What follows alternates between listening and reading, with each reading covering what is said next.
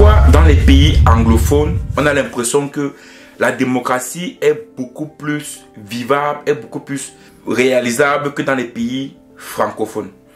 Ici, je vais vous parler du Libéria. Vous savez tous qu'actuellement au Libéria, il y a élection présidentielle.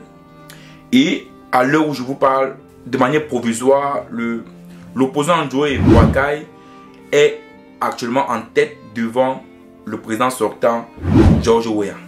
Mais avant ça, il faut savoir qu'au Libéria, l'élection c'est sur 2 tours. Donc au premier tour, George Weah a fini premier avec 43% et son opposant Joe Boakai a fini également avec 43%. Donc c'était vraiment très proche, bien que Weah était au-dessus de lui. Mais au second tour, là, provisoirement, je dis bien provisoirement, George Weah est perdant et Joe Boakai est gagnant.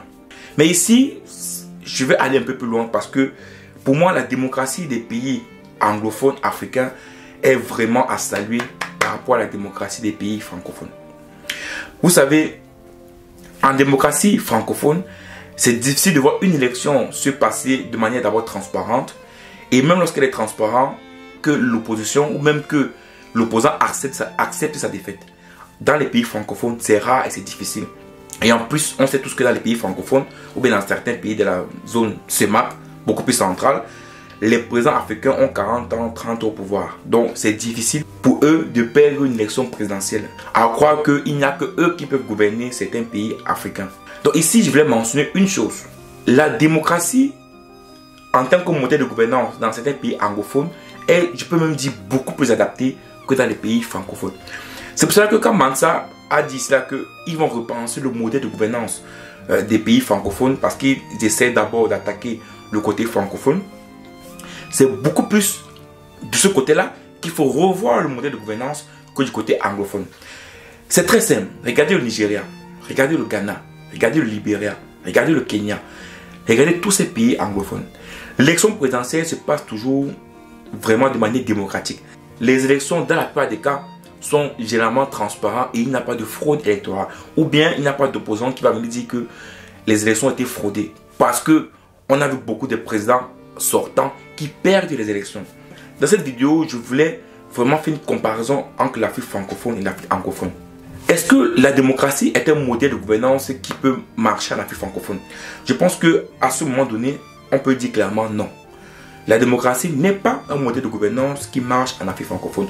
Au contraire, c'est un style de modèle de gouvernance qui permet à certains chefs d'État de rester au pouvoir pendant très longtemps. Donc ici, il est clair qu'il faut revoir ce type de modèle en Afrique francophone. Mais en Afrique anglophone, on voit bien que le modèle de gouvernance basé sur la démocratie marche très bien de ce côté-là. Pourquoi? Je pense que le premier élément majeur dans un État qui montre que la démocratie fonctionne, c'est d'abord les élections présidentielles. Tu peux me dire le contraire, oui, que la démocratie, c'est pas uniquement ça. Mais là, on voit d'abord au départ la démocratie dans un État, c'est les élections présidentielles.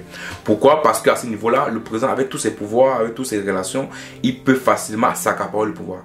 Donc, si il réussit déjà à perdre le pouvoir, cela signifie que les institutions comme la Cour constitutionnelle, comme la justice, comme le pouvoir législatif est vraiment indépendamment du pouvoir exécutif. Vraiment indépendamment du pouvoir exécutif. Alors que dans nos pays francophones, on sait tous que le pouvoir exécutif pilonne également le pouvoir législatif et le pouvoir judiciaire. Maintenant, est-ce que la mentalité anglophone est différente de la mentalité francophone? Vous savez, j'ai eu la chance d'être dans un pays, le Cameroun, où il y a 2 langues. Il y a une partie francophone et une partie anglophone. Et j'ai également eu la chance que j'ai fait la partie francophone et également je suis déjà allé plusieurs fois dans la partie anglophone, c'est-à-dire Boya, Bamenda et Limbi.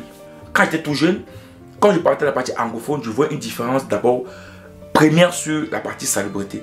Des gens très propres, très justes, ils n'aiment pas la saleté. Vraiment des villes très propres, différentes de nos villes francophones. Et de 2, les anglophones n'ont pas très peur comme nous les francophones. C'est-à-dire ils sont très droits dans leur bout. Très droit dans le bout. C'est difficile de lui soudoyer un anglophone comme un francophone. C'est pas pour dire qu'ici soit des mal par les francophones, non. Ou que les francophones sont plus mauvais que les anglophones, non. C'est pas ça le but de ma vidéo. Je parle juste des personnes et de la mentalité. C'est-à-dire les anglophones sont plus difficiles par exemple à soudoyer que les francophones. Ça c'est une réalité, c'est un fait. C'est pas moi qui le dis. On voit tout ce que, même dans beaucoup de pays francophones, comment la France réussit à pilonner, à manipuler les États, à manipuler les personnes. Alors que dans ces pays anglophones comme le Ghana, l'Afrique du Sud, le Rwanda, eux, ils sont très fermes. Ils sont très fermes avec la France. Là, on le voit directement. Donc, ce sont des pays, généralement, quand ils prennent des décisions, ils vont à fond dans les décisions. Cette possible victoire de Boakai devant George Weah m'interpelle quant à la démocratie réelle qui est dans les pays anglophones. Et je pense que ici, il ne suffit pas de dire aux pays francophones de suivre le modèle anglophone. Non, moi je pense que non. Je pense plutôt que le modèle anglophone ou bien le modèle de démocratie chez les anglophones ne peut pas marcher chez les francophones. Donc aujourd'hui en Afrique francophone, le peuple doit se mettre ensemble pour dire qu'on doit réfléchir à un autre type de modèle de gouvernance. Et un modèle de gouvernance qui doit être axé par exemple sur les fédérations, ou un modèle de gouvernance qui doit être axé ou le pouvoir législatif sur le pouvoir du peuple. Vraiment un autre modèle de gouvernance. Là je prends l'exemple, mais je parle d'un autre modèle de gouvernance. Donc voilà un peu ce que je voulais partager dans cette vidéo. Est-ce que vous pensez que le modèle de gouvernance dans le côté anglophone marche mieux ou même très bien par rapport au côté francophone? Le changement c'est maintenant. Ciao.